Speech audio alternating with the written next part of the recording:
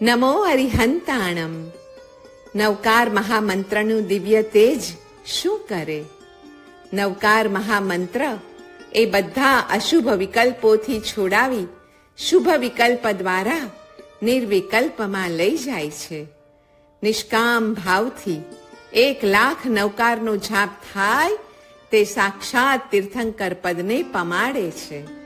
8 કરોડ 8,08,808 વાર તેનો વિધિપૂર્વક જાપ કરનાર ત્રીજા ભાવમાં મોક્ષ મેળવે છે.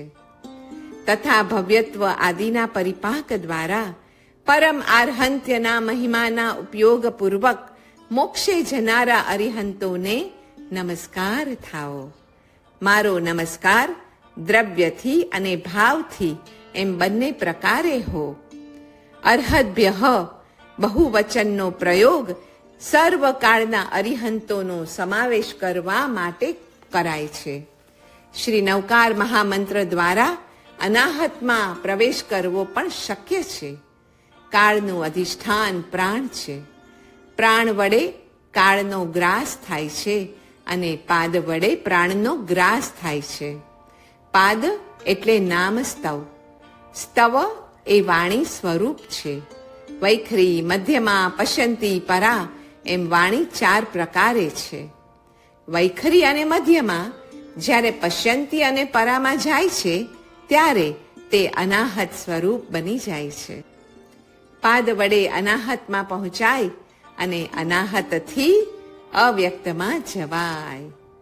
અનાહતમાં જવું તે બ્રહ્મ વિહાર કહેવાય છે અને અવ્યક્તમાં જવું તે તો સ્વરૂપ પ્રતિષ્ઠાન છે. અનાહત સામાન્ય છે તો અવ્યક્ત વિશેષ છે. પાદમાંથી નાદમાં અને નાદમાંથી અવ્યક્તમાં જવાતું હોવાથી કાયોત્સર્ગમાં પાયસમાં ઉસાસા કહ્યા છે. એક પાદ એટલે નામ સ્તવની ગાથાનો 1/4 ભાગ. તે સ્તવરૂપ હોવાથી વાણી સ્વરૂપ છે. વાણી અનાહત નાદની જ અભિવ્યક્તિ હોવાથી તે અવ્યક્તને પામવાનો માર્ગ ખોલે છે.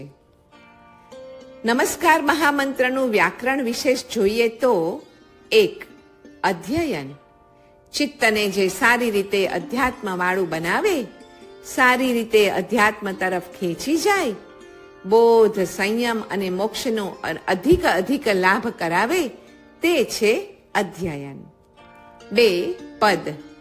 અંતે વિભક્તિ હોય અથવા જે અર્થનું વાચક યા દ્યોતક હોય, વળી શબ્દોનો સમૂહ હોય, પદનો ચોથો ભાગ અને અર્થની પરિસમાપ્તિવાળું વાક્ય હોય તે પદ છે. 3. પદચ્છેદ. સામાસિક પદોનું વિશ્લેષણ અથવા વિગ્રહ તેને પદચ્છેદ અથવા પદવિચ્છેદ પણ કહે છે. 4. આલાપક. એક સંબંધવાળા વાક્યોનો સમૂહ તે આલાપક છે. 5. અક્ષર. જે આત્માથી ક્ષરે અર્થાત ચ્યવે નહીં તે અથવા વર્ણ અથવા જ્ઞાન, ચેતના વગેરે. 6. માત્રા. વર્ણના ઉચ્ચારણનો કાળ અથવા સમય તે માત્રા છે. 7. બિંદુ. સાનુનાસિક ઉચ્ચારણ દર્શાવતો અનુસ્વાર જે વાક્યના કોઈ પણ અક્ષરની ઉપર મુકાતો હોય છે. 8. ચૂલા. અલંકાર અથવા શિખર. શ્રુતનું વિભૂષણ અથવા તો શ્રુત પર્વત ઉપર શિખરની માફક શોભે તે ચૂલા છે. મૂળ સૂત્રમાં ન બતાવેલી હકીકત બતાવે અથવા ગ્રંથનું પરિશિષ્ટ તે ચુલિકા છે. અરિહંત એટલે 3 દંડથી રહિત. તિવિહેણ તિદંડ વિર્યાણમ અર્થાત 3 દંડથી રહિતને હું 3 યોગપૂર્વક નમું છું. અરિહંતો જીવ સમૂહ રૂપ ગાયોને મરણ વગેરે ભયથી બચાવી નિર્વાણ સ્વરૂપ વનમાં લઈ જાય છે.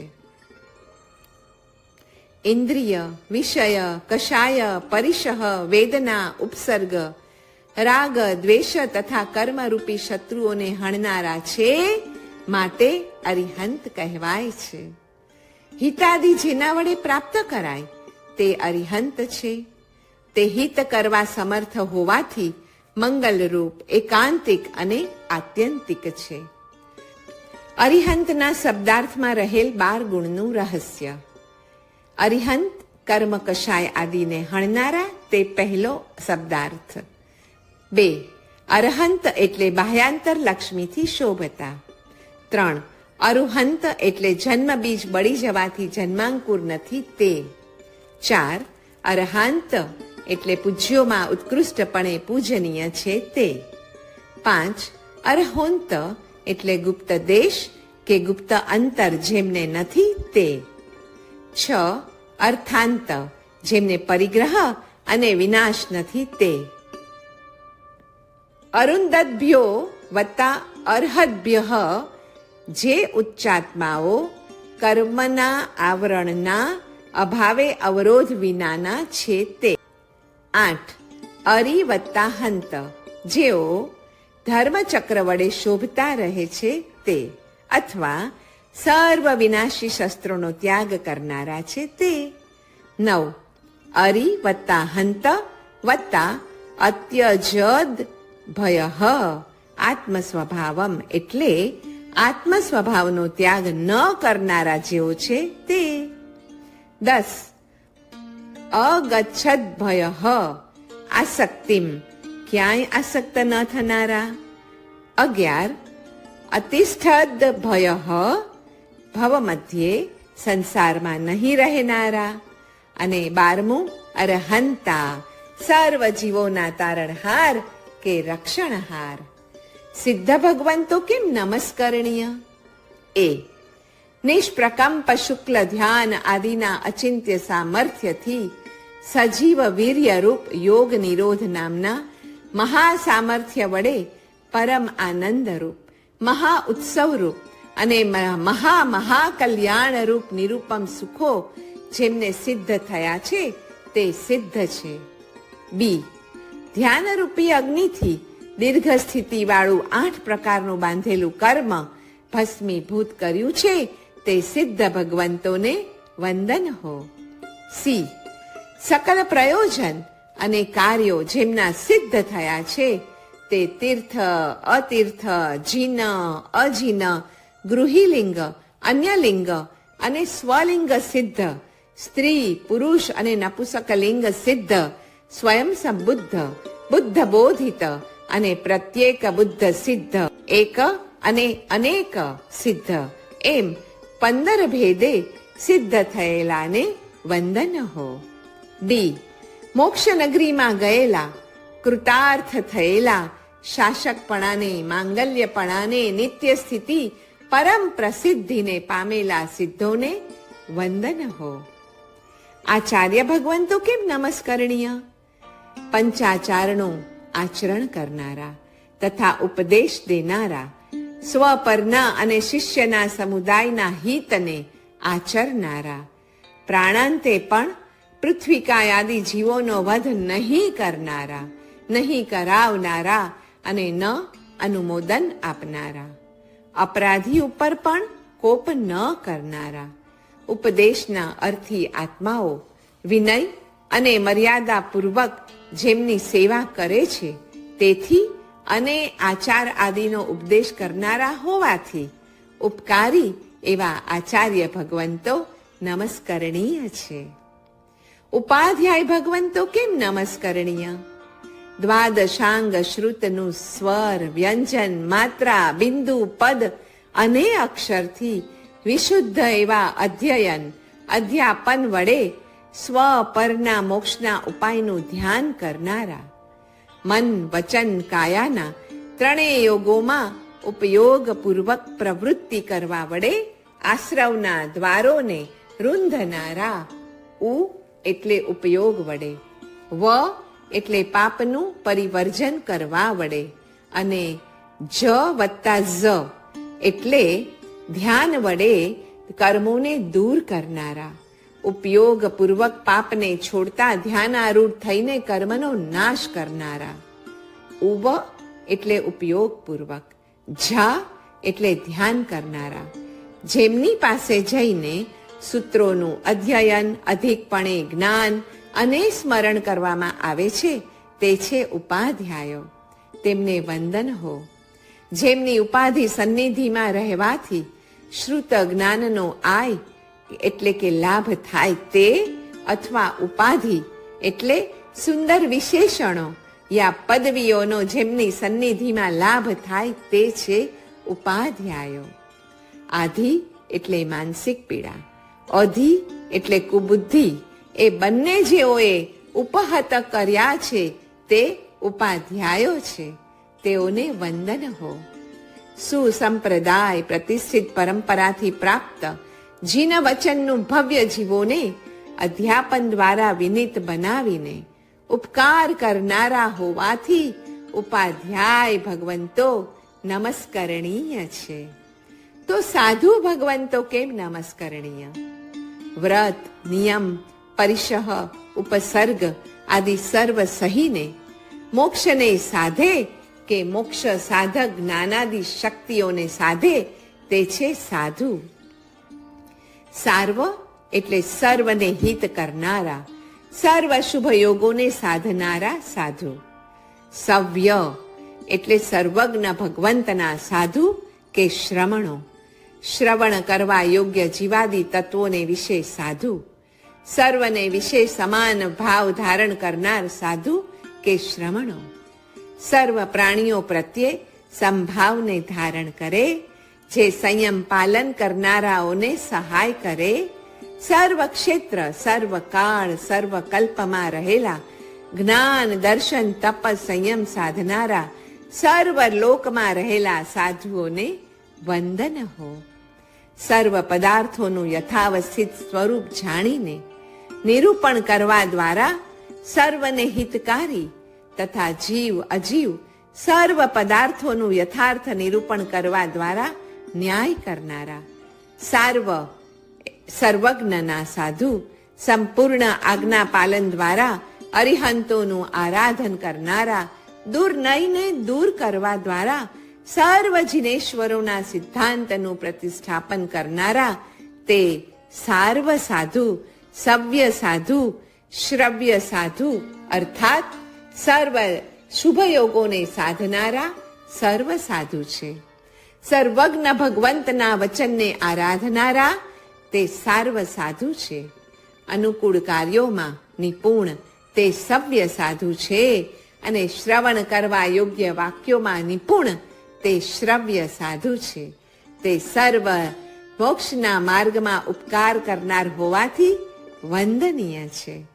દ્રવ્ય ઉપરાંત ભાવ મંગળોમાં પ્રધાન હિત કરવામાં અને અહિત હરવામાં સમર્થ એવી અરિહંત આદિની સ્તુતિ તેથી એકાંત અત્યંત હિતકર છે.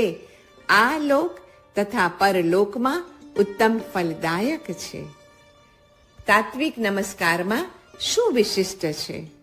તેમાં આત્મા અને પરમાત્માની એકતાનું ભાવન છે. તત્વથી અરિહંત પરમાત્માનો અને જીવ માત્રનો શુદ્ધાત્મા અભિન્ન છે. બંનેનું સ્વરૂપ એક જ છે, તેમાં લવલેશ ભેદ નથી. એ શ્રદ્ધા અને જ્ઞાનપૂર્વકનું એકત્વનું ભાવન કરવું તે તાત્વિક નમસ્કાર છે. હવે સમજીએ કીલ મંત્ર તથા બીજ મંત્રને. નવકાર અને ઉપસર્ગહરમ સૂત્ર એ કીલ મંત્ર છે, તેથી આ કાળમાં અવશ્ય ફળે છે. બીજ મંત્ર માટે તે નિયમ ન સમજવો. નવકારનો સંબંધ આંતરજગત સાથે છે. તેનાથી હૃદયના અશુભ ભાવો ક્ષય પામે છે અને અધિક મંગળમય શુભ ભાવો પ્રકટ થાય છે. અરિહંતને નમસ્કારથી ભાવ માર્ગની પ્રાપ્તિ થાય છે. અરિહંત નમસ્કાર વડે અરિહંત પદ સાથે ધારણા, ધ્યાન અને તન્મયતા સધાય છે, અને સાધ્યના લક્ષ્યપૂર્વક થતી ક્રિયા એ રસપૂર્વક થતી ક્રિયા બને છે. મન, વચન, કાયા ત્રણેયથી વાસિત નમસ્કાર એ ભાવ નમસ્કાર છે. 108 પ્રકારના આચારોના જ્ઞાન પાલનમાં કુશળ હોય તે ભાવ આચાર્ય છે. આ આચાર ગુણનું પ્રણિધાન આચાર્ય નમસ્કારમાં, સાધુ નમસ્કારમાં હોવું જ રહ્યું. અરિહંતોનો મેઘ ગંભીર ધ્વનિ, સિદ્ધોનું અતિન્દ્રિય અવિનાશી રૂપ, આચાર્ય ઉપાધ્યાય સાધુના સદાચારની સુગંધ, ઉપાધ્યાયનો સ્વાધ્યાય રસ અને સાધુની સંયમી કાયાનો સ્પર્શ અયોગ્ય સ્પર્શ આદિના આકર્ષણને શમાવે છે. મોક્ષ મધ્યે ગયેલા અનંતાનંત પુણ્યાત્માઓના આત્મબલના વાહક રૂપે શ્રી નમસ્કાર મહામંત્રના 68 વર્ણો છે. તે પ્રત્યેક વર્ણ દિવ્ય શક્તિના વાહક છે, અનાદિ સિદ્ધ છે. એટલે જ પરમેષ્ઠીનું સ્મરણ એ આત્મશુદ્ધિનું સ્મરણ છે. આત્મશુદ્ધિનું સ્મરણ એટલે મોક્ષ યા નિર્વાણનું સ્મરણ. શ્રી નમસ્કાર મહામંત્ર એ રીતે જીવનના અંત પ્રત્યે લઈ જાય છે, માટે તેને પરમ યા પ્રવર મંત્ર માન્યું છે. ભગવાનને હૃદયમાં લાવવા તેમની આજ્ઞા માનવી પડે. આજ્ઞા દ્વારા જ ભગવાન હૃદયમાં આવીને વસે છે. સાચું ભજન ભગવાનની અખંડ સ્મૃતિ અને તેઓની આજ્ઞાના આરાધનથી જ શક્ય છે. નવકાર મહામંત્રમાંથી ઉદ્ભવેલ મંત્ર રત્નો જોઈએ તો એક છે નમો, ના હમ ના મમ. દયા, ક્ષમા, ધર્મ રાજાનો મંત્ર છે નમો. અહમ અને મમ એ તંગ વસ્ત્રો છે, એને ઢીલા કરનાર દયા અને ક્ષમા છે. દયા વડે અહમ અને ક્ષમા વડે મમ શિથિલ થાય છે. નવકાર મહામંત્રમાંથી ઉદ્ભવેલ મંત્ર રત્ન અન્ય છે અરિહંતાણમ. શુદ્ધાત્મ દ્રવ્યોહમ, શુદ્ધ જ્ઞાનાદિ ગુણ. હું શરીર નથી અને શરીરના ધર્મો મારા નથી, પરંતુ હું શુદ્ધ આત્મા છું. આત્માના જ્ઞાનાદિ ગુણો મારા છે. એ મોહના પ્રતિપક્ષી ધર્મરાજાનો પ્રબળ મંત્ર છે. એનું જ નામ નમો અરિહંતાણમ મંત્ર છે. એમાંથી જ ઓમ અર્હમ ઇત્યાદિ મંત્રો, મંત્ર રત્નો ઉત્પન્ન થયેલા છે. ત્રયમેકત્ર સંયમ એટલે એક વિષયમાં ધારણા, ધ્યાન, સમાધિ અર્થાત દર્શન, જ્ઞાન, ચારિત્ર તે સંયમ છે.